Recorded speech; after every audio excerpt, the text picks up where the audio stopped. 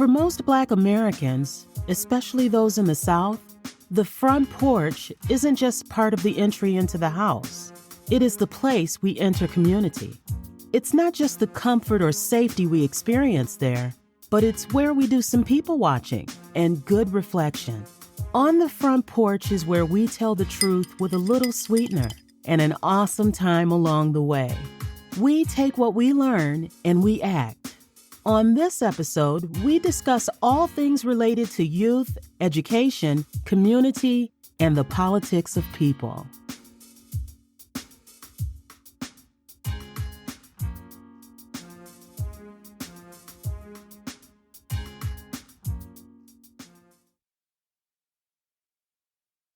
Hey, good people. It is KaCey here, and welcome to another episode of On the Front Porch with KaCey.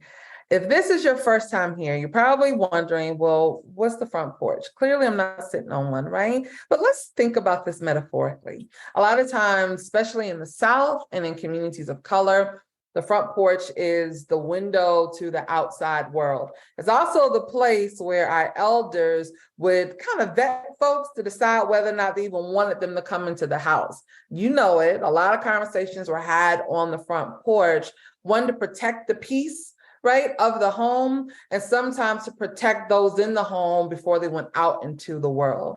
And so this is our safe space to be able to have the hard conversations about the things that we know to be true or the questions that we know may never be answered, but they're really important to this conversation as we change the narrative. So today I'm really excited to introduce to you all our guest, Nkoyo Effiong-Lewis. And she is a rock star here in Atlanta. I'm going to give her a moment to introduce herself, but she is someone that I have come to know as an advocate for young people, an advocate for community, and really an advocate for us, right? And so I am just looking forward to this conversation that we're going to have this morning. And so, Nkoyo, if you want to take it away and give us a quick introduction of yourself, we'd love to hear from you. Awesome. Thank you, KaCey. Thank you for having me and inviting me to the front porch. I love that as a space that's safe and also brave and enduring, just like supportive of community. So I love this.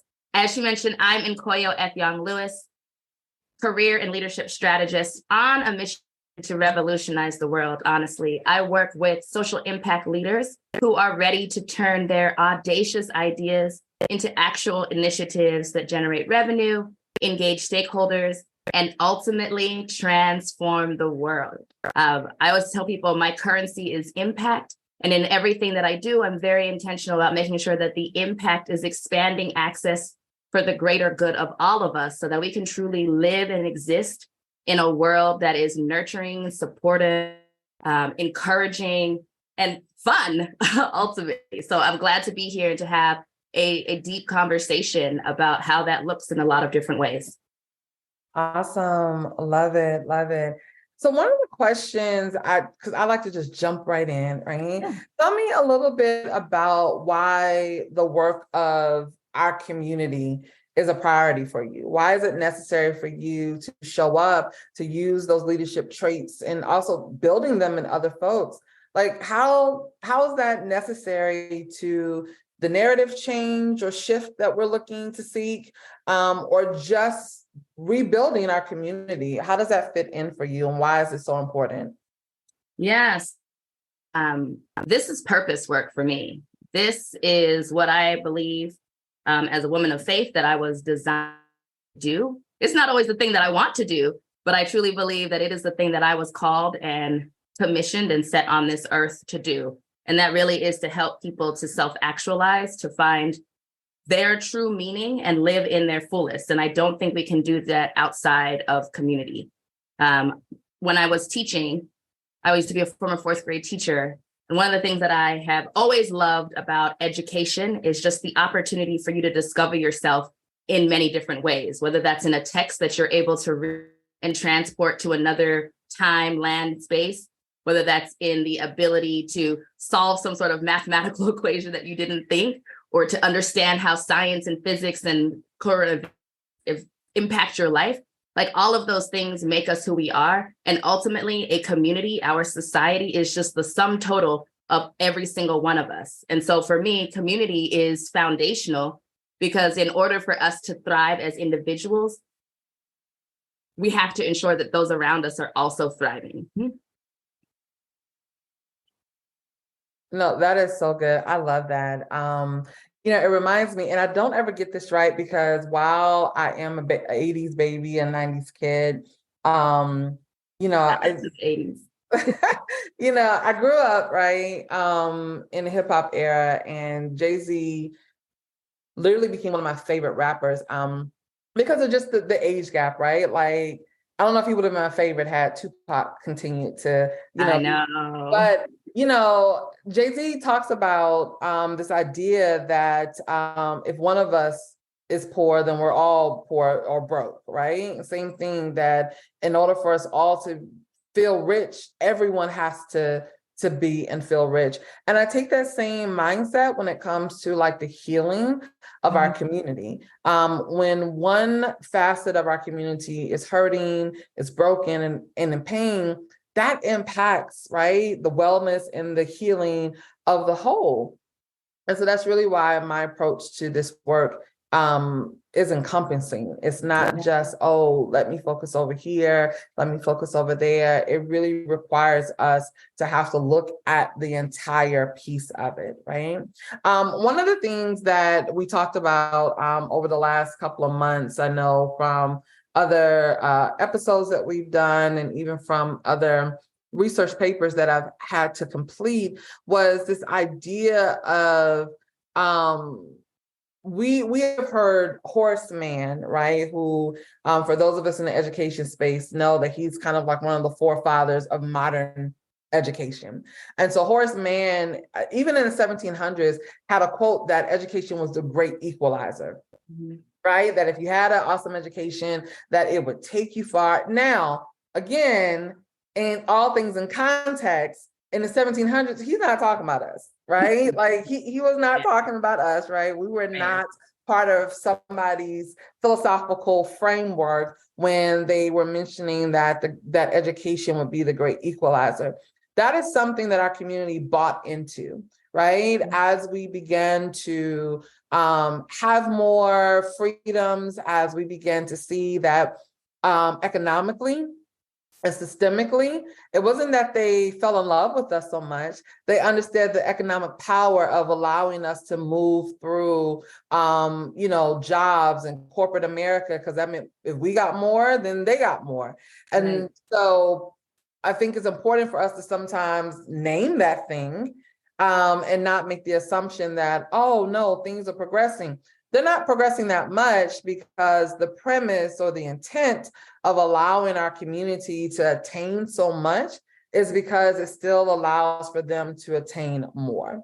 And even with the idea of education being the great equalizer, we know that a lot of our young people are having to choose making money over going to school.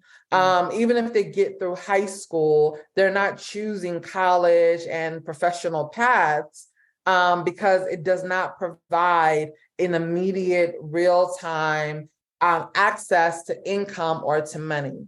So one of the questions I get asked a lot of times is, how do we combat truancy? Because we can't even educate them if they're not in the building. And I feel like we have to work backwards a little bit, right? We have to figure out, how does the end goal really serve them? And then how do we use that as a motivating tool to get them in the building, to get them to graduation, to get them to a place to figure out what their path is going to be? So if someone were to ask you, right, how do we impact truancy? How do we just get kids to value school is how I look at it. Forget the number of days you're in the building, but how do we get kids to value school and value education? Or is it something that we need to rethink? I love that. It's such a powerful and complex question.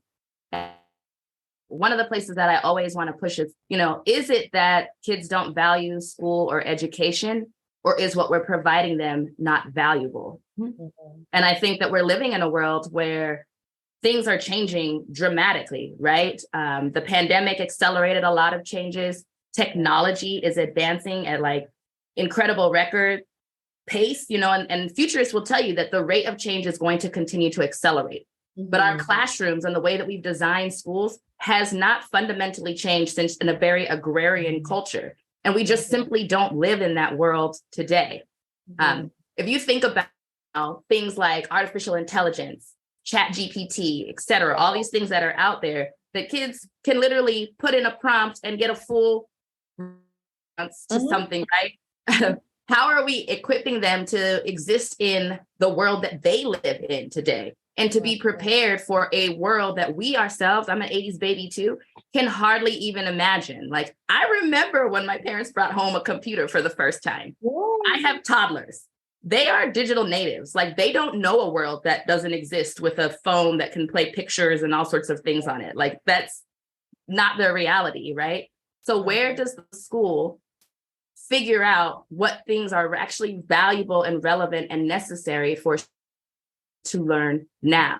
That's not to say that there's not value in learning to do a number of the things that happen in school. I was a humanities major. I studied American civilization in undergrad. Like, I watched TV for a degree. I did. Don't tell my parents, they paid for that. But like, how do we help them to make sense of the world? And that's what I really got from my experience in education, is figuring out how to make sense of the world. The challenge, though, was there wasn't lessons on how to then translate that knowledge into something that can support your family. And for many of our students, even though we don't like to talk about the reality of the income disparity in Atlanta, Georgia, and in the world, they're not making a decision between whether they just like hang out on the street and, enjoy and pass time and going to school. They're trying to figure out how to survive. And I say all the time, we are losing more kids to the street because we haven't figured out how to make school relevant. We haven't figured out how to equip skills that they can actually turn into something that can produce revenue and income. And we have a large subset of students who need to make money. They're trying to figure out how to keep with their families. And unfortunately, our government hasn't figured out or decided with the will to make sure that there is a safety net under which no person in this society goes. And until we get there, we have to figure out how we are helping students make sense of their reality, honor where they're coming from, and equip them to move forward in a way that is more beneficial to both our school systems that have the charge of educating our students and our students who are supposed to get something of value. Does that mean that we think about how we incorporate entrepreneurial school skills into the traditional education setting, right? Like, how can we use math and science and current events and reading to help people think about building a business? Could that be a capstone project instead of just having to come in, do a skill and drill, fill out a worksheet, et cetera? Can we give them actual experiences where they can take the skills that are fundamental, I think, to actually being able to reach your full potential in a lot of ways, to go back to what Horace Mann said about this being a great equalizer? But can we have them use those skills, learn those skills, build those skills in the context of something that's relevant to them today? Yeah. I mean, as you know, and for those who are probably going to see this video, in 2021, I ran for school board, and I ran at large, which is a citywide seat. And part of my drive for that was I needed us to elevate this conversation of a lot of what you just shared, which is we have to do school differently. I started my college career as an early childhood education major. My parents were older, like way older. My biological father was actually born in 1926. So for him, when he was giving us and all of his daughters advice on what careers he thought we needed, it was either go be a nurse or go be a teacher, right? Because for his generation, those were safe jobs. I took the early childhood education route because I valued my father's opinion, but my mom also taught elementary school for 38 years when she retired. So I saw it in real time and I was like, oh, this could be a good profession, right? Realized quickly that this is not for me. being in the classroom. But what I learned in that year or so, sitting under folks like Baba Asa Hilliard from Georgia State University, who was just internationally renowned as it came to child development and education, as a Georgia State professor. His counterparts, Dr. and Mrs. Young, who ran the education department over at Morris Brown. And so what I learned sitting in pedagogy courses and educational history courses is that school was designed, one, as a filler when folks could not go into the field, Black and white, right? Even poor white folks who were sharecropping as well, right? Like, we don't tell that side of it. But for those who were living in rural communities, and when the seasons would change and you couldn't harvest a crop, there was something you had to do with these young people. And so they began to send them to school, which is why some of our families only made it to 8th grade, only made it to 3rd grade, 4th grade, as the need changed for the family economics, right? But as white women began to go to work because their husbands and their sons and their fathers were fighting a war, where white women are at work to keep this economic engine going, oh my gosh, what do we do with these children? We have to place them somewhere. And so they place them into public school buildings, but they place them in public school buildings in a way to prepare them and to condition them to then go work in factories, right? Which is why a lot of classrooms have straight lines of the desk so that you know how to get in order, which is why they have to stand in line when they're walking orderly down the hallway, which is why we tell children, you have to ask us to go relieve your bodily functions, because when you get on a job, you have to wait until your break time comes or get permission from your supervisor to leave your post, because it's going to then impact everybody else on the conveyor belt, right? That is why public education was started. And people like to fight me because they think about, oh, well, Yale and Harvard and Princeton were around for years. Those were private institutions for wealthy white folks who wanted their children to be cultured and learned. And it was not preparing them for the workforce. So as life has changed, right, to your point, how we do school has never changed. We're still sending kids to sit in straight lines. They still have to walk quietly down the hallway. They still have to ask for water. They still have to ask for bathroom breaks, because subconsciously we're teaching them someone is always going to tell you what to do. And we need to help you figure out how do you follow instructions as soon as possible, and let's indoctrinate this in you for as long as possible. But that is not our world anymore, right? We think about gig economies. We think about, we have young people in this digital age that are social media influencers. Like, I am obsessed with this little girl called Van Van, right? Like, she's 4 years old, honey, every song she got is a bop. Like, I don't care. Whenever Van Van is on my stories, I'm reposting, I'm resharing. I have downloaded this child's song. She is 4, right? I am streaming it every day. But literally, her family has probably made enough money that if she wanted to go to a private 4-year institution, they could pay her tuition off in cash in full. And she's made this money at 4 years old.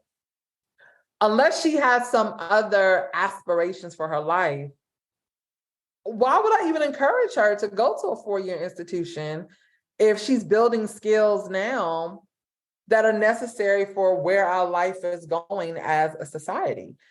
So when do we get to the place of literally redesigning school, redesigning curriculum, redesigning approach? And my question to you is, why do you think people are afraid of that? Why do you think are they afraid to dismantle school as we know it and then begin to do something different? Yeah, well, what I would add is, one, we're already past that place.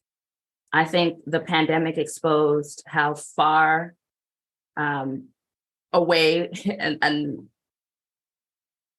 how desperately we need to make significant changes in our education system right now. I would also add, there's this great article, and of course I'm going to forget this, but she talks about how our classrooms are social.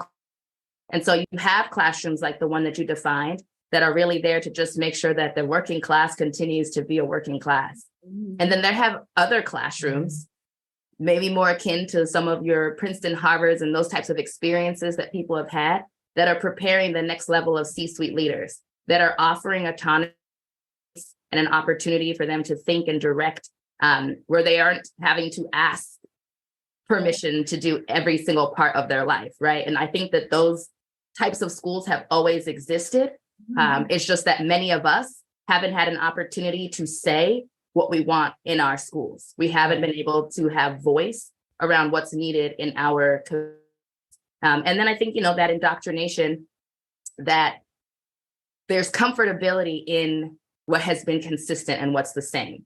And what I always say to people who are leaders, who want to do bold things, who have big ideas, is that the first consistent thing that you will face is resistance. And that's even from people who want the exact same outcome that you are offering.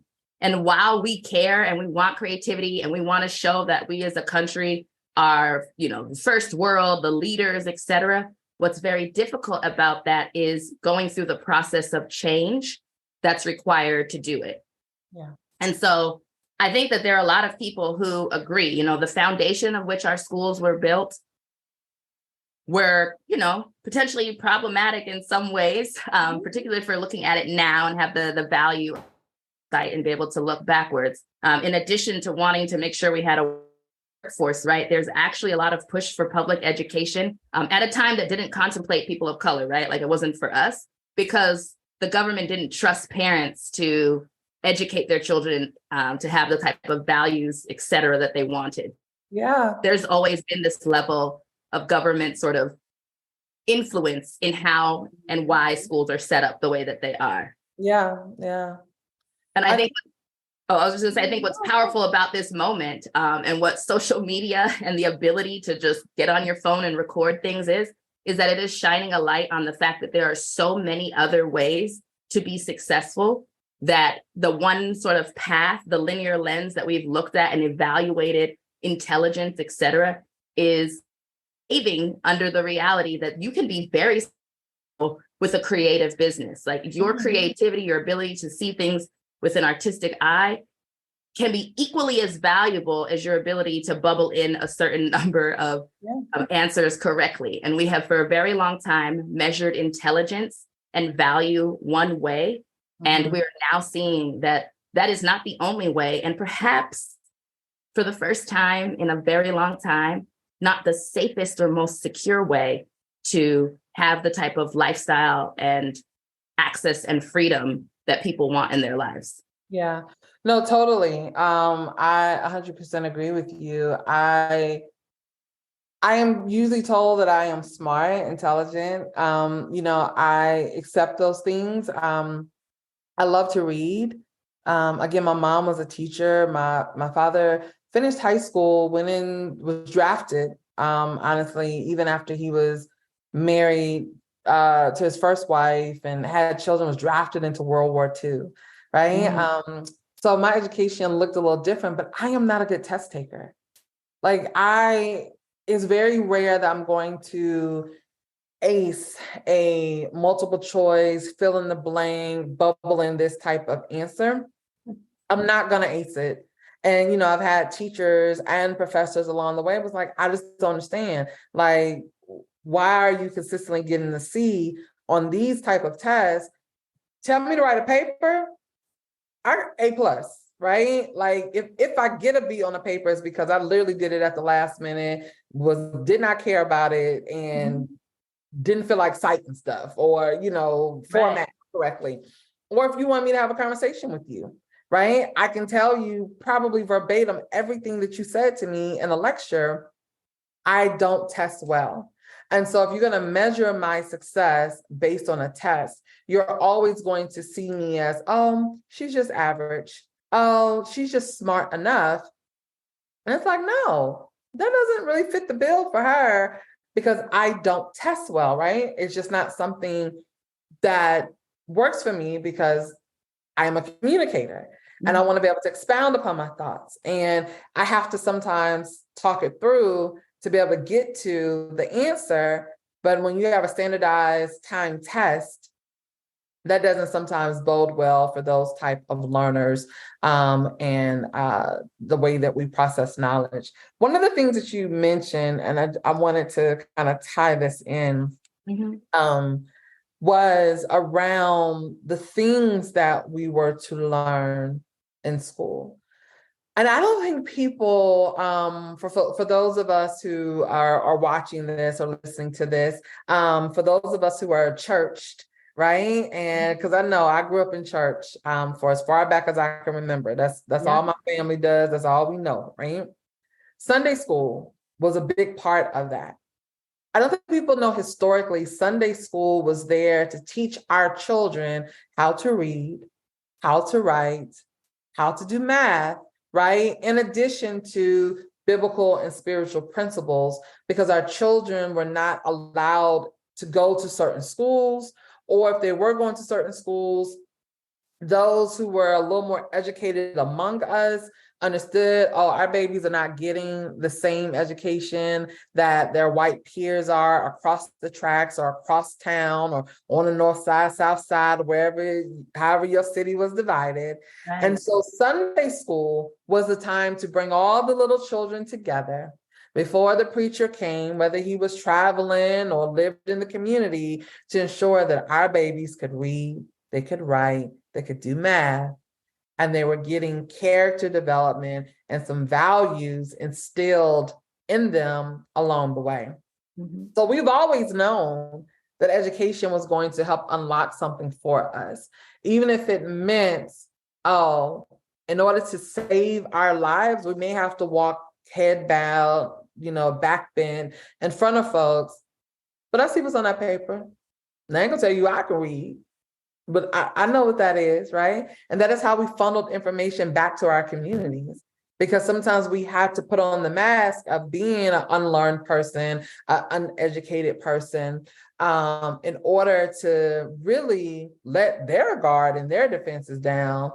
And all we did was gather information. Yeah. And we took it back to ensure that our community had what they needed. One of the last questions I have for you, kind of as we wrap up, is describe your ideal community, right? For us, like I used to ask people, describe your ideal world. And if I'm honest, and this is just me, right? So let me put this disclaimer here. This view I have is mine, right? Folks can agree, disagree, not even acknowledge it, right? Care about the rest of the world anymore, right? I don't care what the ideal world looks like. I'm focused on our children, our community, our people in this season of my life. So with that being said, what does the ideal community or the ideal society look like for you? Yeah, man. Okay. Well, I'm going to answer that in two ways, right? Because I do think communities are connected. And until we figure out how every community can have value and coexist, we're all still shackled to a lesser experience of life. That is what I always say, you can hold whatever beliefs you have about people based on immutable characteristics, things that they cannot change, the color of their skin, their abilities, so on and so forth. You can hold negative viewpoints about that, but those beliefs truly hold you back as well. And so I left the game of trying to change hearts and minds sometime around law school. I think law school really jaded me in a lot of different ways. And one, I think, it would be amazing to live in a society where difference could just be that. It could just be that it's different. It doesn't have to be good, bad, better, or worse, or any of that. We could just appreciate that. Like you might appreciate different types of rice, like maybe you like saffron rice or jasmine rice or, parboil rice. I'm Nigerian, so we're going to parboil some rice. Like that's what we're going to get some rice and we're good, right? But like maybe they could just exist. Like you go to the grocery store, they're all there. You pick what you want, you move on. You don't have to like destroy all the jasmine rice because it coexists. Like we could literally just be.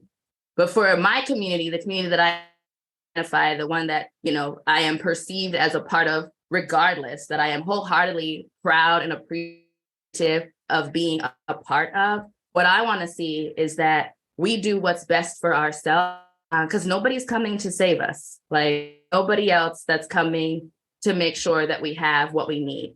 And, like I mentioned, I was in law school.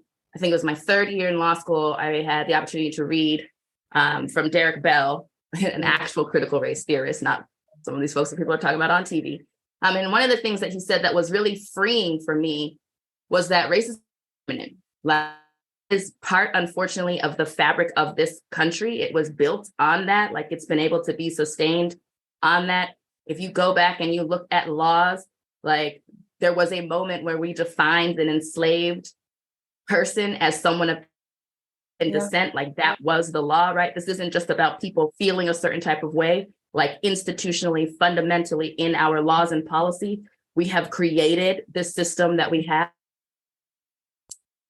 And that he mentioned is like, it's there, it's going to exist, the eternal fight of us for years to come. But how do we find joy in our experience? How do we ourselves from being distracted by issues that are separate and apart from us, that are a sin that we were not a party to, so that we can still be happy and healthy and whole in the way that we engage with each other and understand fully how we see the world. He also talked about like interest convergence, right? Like how do we then, and which means that basically things have happened in our history because interests have converged, right? The civil rights movement happened because there was a war going on, the world, and we were saying, oh, you see that over there, and that's a problem? Well, let me tell you about what's happening right here in the US, right? Right here in the land of the free, the home of the brave.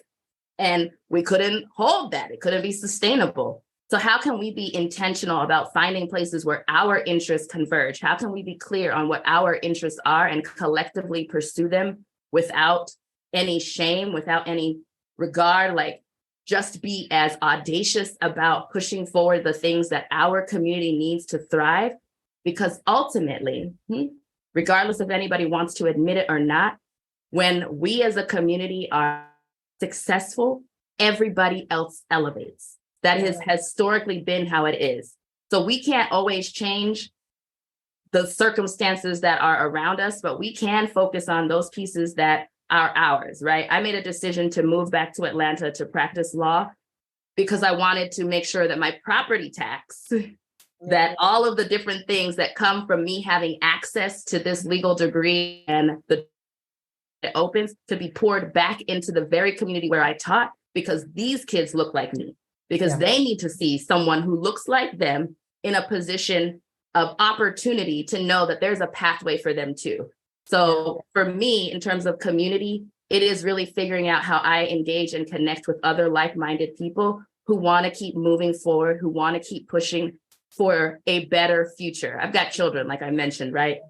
I have learned when I taught, I was the educated one. The people who needed the education, who needed those skills were not me. So I couldn't prioritize my needs, because ultimately what I'm trying to do is ensure that there is a legacy that lives on well beyond myself. And so for me, community is connecting with other people like you who want to do the work, who are okay with the criticism that comes, so we can find that safety and support for ourselves to keep pushing, because the things that we're doing today are literally transforming what the future will be for our children. Yeah, no, absolutely. I love it. I absolutely love it. I'm right there with you.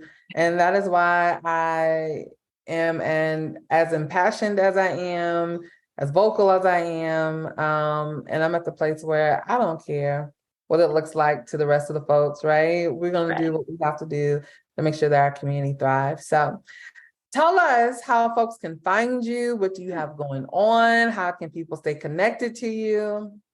Absolutely. So I am on social, Instagram, TikTok, Twitter, LinkedIn. You can find me. I just changed my handle. So it is Nkoyo E. Lewis.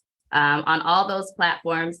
And I'm getting ready to launch a new website, leadaudaciously.com, which is really about finding ways that we as individuals can level. I truly believe you don't have to be the one who's been crowned or titled as the leader to have transformational influential change in society. And so I am working on a movement to just help more and more people find the leader within them and translate their audacious vision into the world so that we can get closer to living free, so that we can get closer to amplify equity and justice and liberation for ourselves, and move people along on the path. So you can definitely find me in those two places.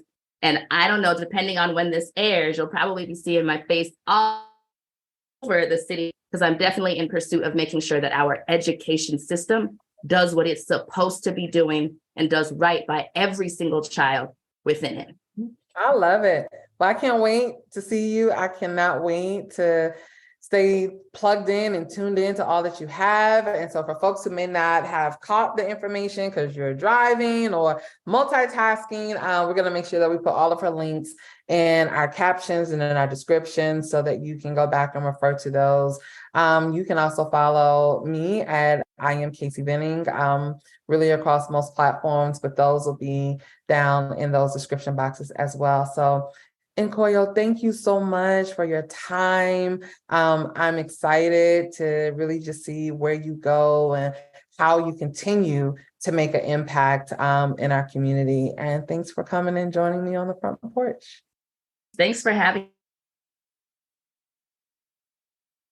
our boys, our community, etc. Me, you spoke a word that has shifted a whole lot in how I show up and be deliberate in the things that I do. So just thank you for continuing to be you and leading audaciously. Thank you.